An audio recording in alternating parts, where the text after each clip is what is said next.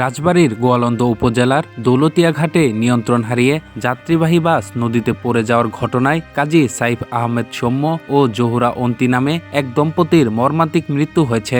আজ একসঙ্গে জানাজা শেষে তাদের পাশাপাশি কবরে দাফন করা হয়েছে।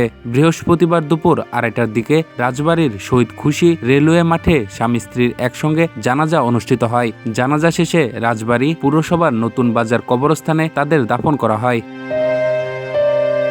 নিহত কাজী সাইফ আহমেদ সৌম্য রাজবাড়ী পৌরসভার 5 নং ওয়ার্ড সজনকান্দা গ্রামের কাজী মুকুলের ছেলে আর তার স্ত্রী মেডিকেল শিক্ষার্থী জহুরা অন্তি একই এলাকার মৃত ডক্টর আব্দুল আলিমের মেয়ে। কাজী সাইফ আহমেদ ও জহুরার বছরখানেক আগে বিয়ে হয়। জানা গেছে গতকাল ঈদের ছুটি শেষে সৌম্য ও জহুরা একটি বিয়ের অনুষ্ঠানে অংশ নিতে ঢাকায় ফিরছিলেন। বিকেলের দিকে বড়পুল থেকে তারা সৌহার্দ্য পরিবহনের বাসে ওঠেন। বাসটি বিকেল 5:15টার দিকে দৌলতিয়া 3 নম্বর ফেরিঘাটে এসে ফেরির জন্য অপেক্ষা করছিল।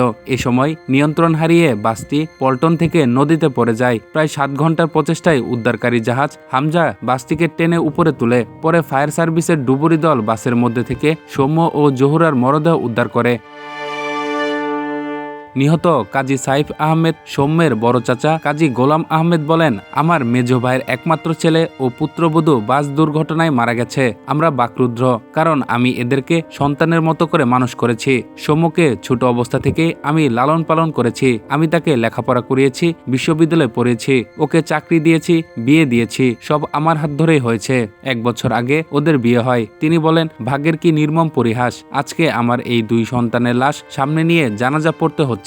তারপর আমি বলছি, চলার পথে আমার ভাতিজা ও তার স্ত্রী আপনাদের কারো সাথে কোনো বেয়াদবি বা অসৌজন্যমূলক আচরণ করে থাকলে আমি আল্লাহর ওয়াস্তে ওদের হয়ে মাফ চাই। আপনারা সবাই আমার ভাতিজা সৌম্য ও তার স্ত্রী জহুরার জন্য দোয়া করবেন। দৌলতিয়া ঘাটের এই বাস দুর্ঘটনায় গতকাল 23 জনের মরদেহ, আজকে 3 জনের মরদেহ সহ মোট 26 জনের মরদেহ উদ্ধার করা হয়েছে।